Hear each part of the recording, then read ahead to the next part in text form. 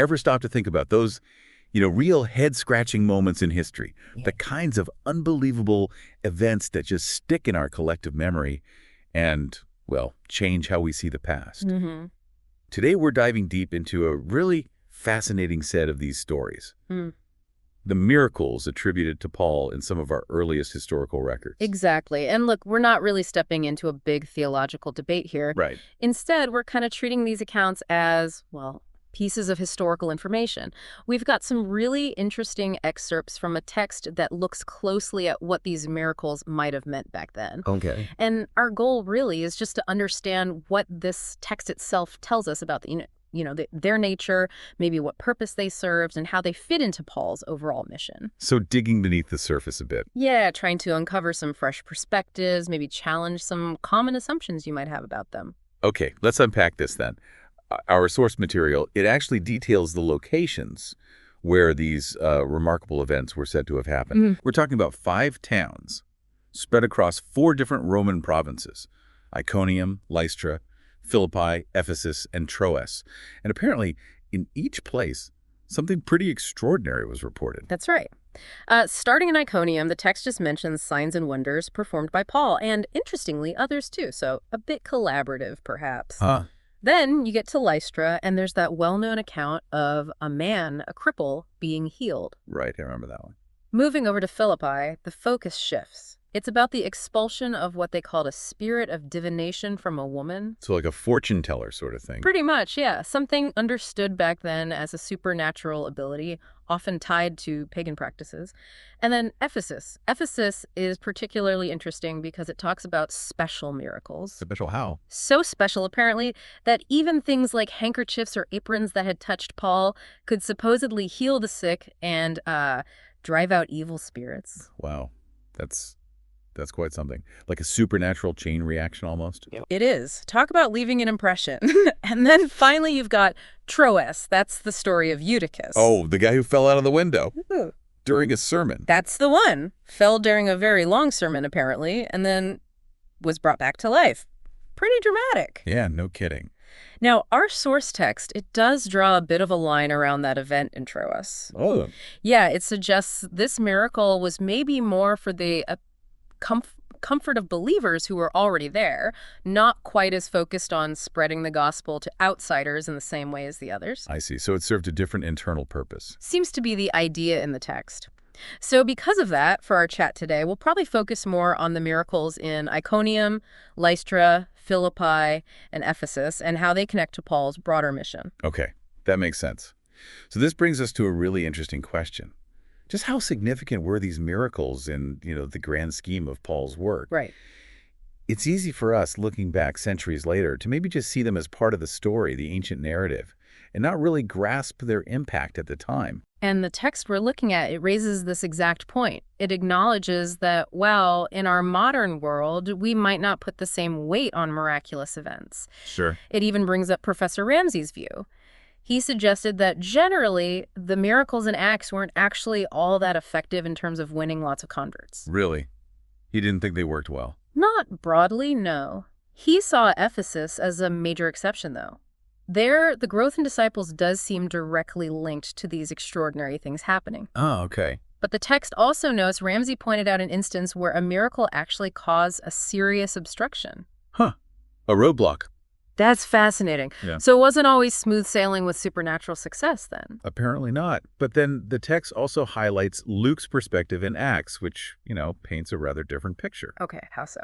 Well, Luke's narrative strongly suggests that Paul's miracles did play a real role in advancing the gospel message. Right. You see examples like the miracle in Paphos leading to the conversion of a pretty important guy. In Iconium, the signs and wonders are presented almost like evidence, backing up the truth of the gospel.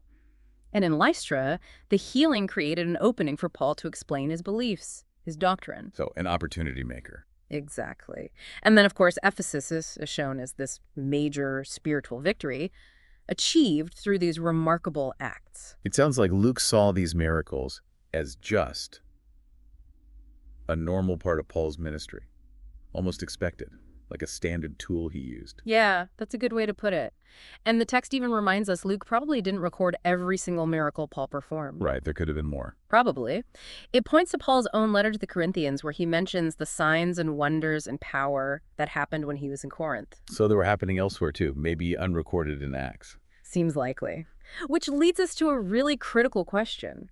How did Paul actually use these miracles? And maybe just as important, how did he not use them? Right, because the first thought might be, well, if you have that kind of power, wouldn't you use it to convince everyone? You'd think so, maybe? But the text we're looking at seems to argue against that idea.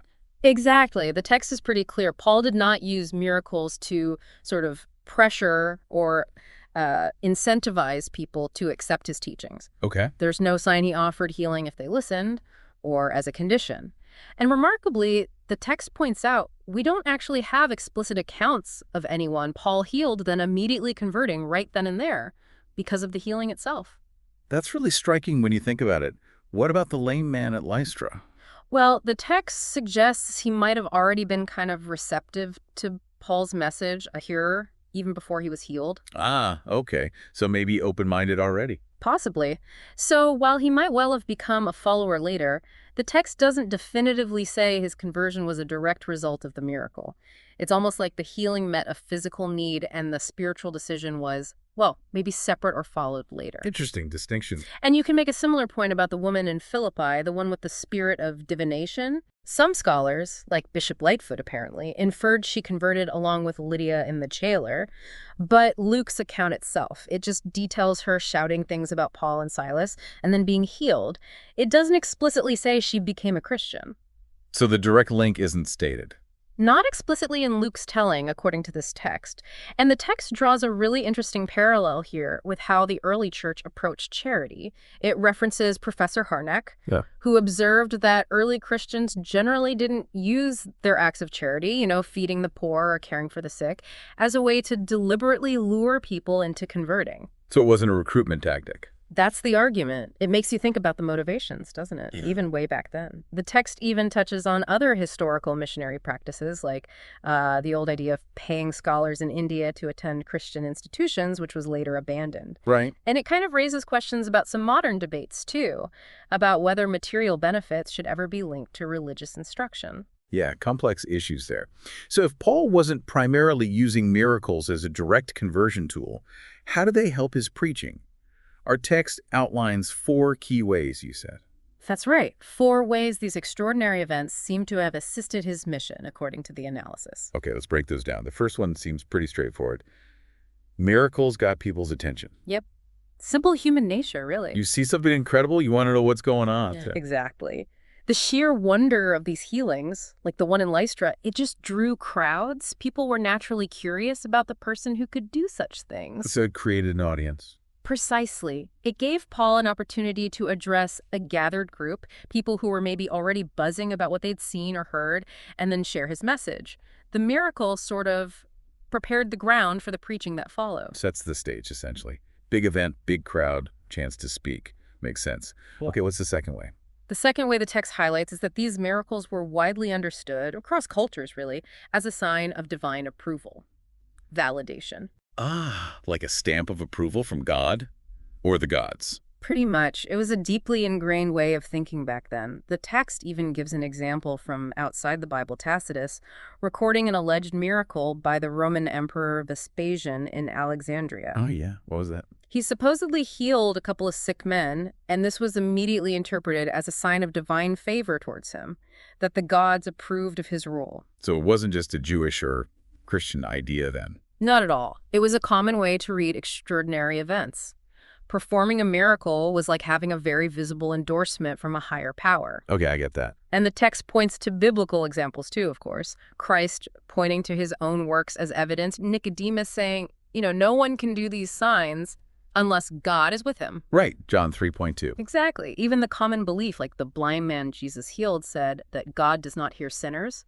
That reinforces the idea. If you could do these things, it implied you were in God's good graces. And this understanding was important within the early church itself, at that Council of Jerusalem. Absolutely critical, according to the text. Paul and Barnabas had already reported Gentiles converting, sure. But when they were trying to convince the whole assembly in Jerusalem, yes, The key moment seems to be when they recounted the great miracles and wonders God had wrought among the Gentiles by them. That was presented as the clinching evidence that God approved of, including the Gentiles. So the miracles were the proof of God's will in that debate. It seems that way. The text also mentions Paul using miracles to argue with the Galatians about the gospel versus the law and using them as proof of his own apostleship to the Corinthians. So for everyone, Christians, Jews, pagans, these acts were powerful evidence of divine approval. That's a really strong point. They weren't just impressive. They were like divine credentials for Paul and his message. Okay, what's number 3? The third way is that the miracles worked as powerful illustrations of what the new religion was all about. They were like sermons in action. Sermons in action. I like that. How so? Well, they vividly demonstrated concepts like charity and salvation in a way that maybe words alone couldn't, especially charity. Right. The text mentioned Christian charity was kind of a new thing. Relatively, yes. This idea of pity for the weak, of love shown through real actions, not just words. Think of the Good Samaritan parable that was quite distinctive. And Paul's miracles, often driven by compassion, grief at seeing someone oppressed or welcoming someone's faith, they embodied this spirit. The text contrasts this sharply with, say, pagan magicians who often performed for payment. So the motivation was different. Completely different, it argues. And this commitment to practical charity seen in the miracles and also in how the early church organized support for the vulnerable, cared for the sick, helped prisoners, it became a defining trait. Even outsiders like Tertullian apparently noted how impressive this selfless love was. So the miracles weren't just fixing a physical problem. They were showing a whole different way of caring about people. Exactly. A tangible display of the religion's character. Okay, and the fourth way, illustrating release or salvation. How did that work? Yeah, this ties into the religious climate of the time. The text explains that often ancient religions were primarily for the healthy, the successful, the educated, the sick, the poor, the sinful. They were often excluded. Right, you mentioned that belief, like in John's gospel, this crowd that does not know the law, they are accursed. Exactly that kind of thinking. Very different from the Christian message, which was explicitly for everyone, sinners, the ignorant, children, the unfortunate. It welcomed those often pushed to the margins. A message of inclusion. Right. And at the same time, there was this growing sense in the ancient world, a real hunger for healing, for salvation, for being rescued somehow. You saw the rise of cults like Asclepius, the healing god, who was even called Savior. So people were actively looking for saviors. Increasingly so. The text quotes Harnack again, saying gods basically had to be saviors to stay relevant then. Okay, and Paul's miracles tapped right into that need. Directly. They were a visible demonstration of God's kindness, God's love, God's power to rescue, embodying the very salvation Paul preached. Deliverance from darkness, from bondage, from suffering. So the miracles show Jesus as the answer to that yearning. Precisely. The deliverer, the healer, the source of comfort and refuge. These acts were also a potent way to counter opponents and convince people who were maybe on the fence. The text notes early Christians were even known as exorcisers, and they used these acts as proof that Christ was more powerful than any other gods or spirits. Wow. Okay, so these miracles were really doing a lot of work for Paul, attracting crowds, validating his message, showing the character of the faith, and illustrating salvation itself. Multifaceted tools. Definitely seems that way based on this analysis. But the text also brings up keeping the right perspective on these gifts, doesn't it? Not getting carried away. Yes, absolutely. Paul himself seems very aware of the danger of overemphasizing the miraculous stuff. How so? Well, he doesn't rank performing miracles as the highest spiritual gift, does he? No. He puts love, charity, above prophecies and tongues and miracles in 1 Corinthians. Exactly. He puts much greater importance on the underlying spirit itself, especially that spirit of love or charity. The text really stresses this. What truly matters is the spirit behind the power, not just the flashy display of power itself. That's a crucial distinction. It's not about the spectacle. Right, and the text argues that even if we today don't see the same kind of overt supernatural power, that fundamental spirit is still accessible, still available. Okay. And it goes on to suggest that we do still have powers at our disposal. Maybe not supernatural in the same way, but things capable of achieving similar results. Like what? Well, powers to attract hearers, maybe through different means, powers to demonstrate God's presence in our lives and communities, ways to show the character and values of Christianity, to illustrate its core truth through our actions, our compassion, how we treat others. So the lack of those specific first-century type miracles doesn't create this huge, unbridgeable gap between then and now. That's the argument. The core apostolic method, focusing on revealing the Spirit, remains relevant if we use the means, the powers we do have today. It's about the essence, the Spirit, not necessarily the exact form of the miracle. Precisely. It's about revealing that same Spirit. Okay.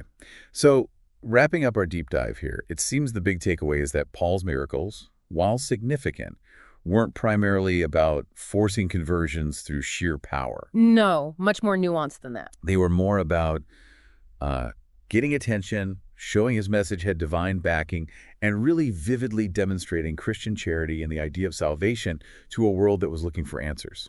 Yeah, attracting, validating, illustrating. And ultimately, the text brings us back to that central idea. The Spirit driving an action is more important than whether the action itself looks ordinary or extraordinary. Right. Which kind of leaves us with a final thought for you, the listener. Considering the powers we do have today, our technology, our resources, our ability to connect, our acts of service, our words, how can we best use those powers to embody that same Spirit, to have the kind of positive impact Paul aimed for, even without, healing handkerchiefs? What might be the modern-day signs that really resonate with people searching for meaning and help in our world? Yeah, what does that Spirit look like in action for us right now? It's definitely something to chew on long after this discussion ends.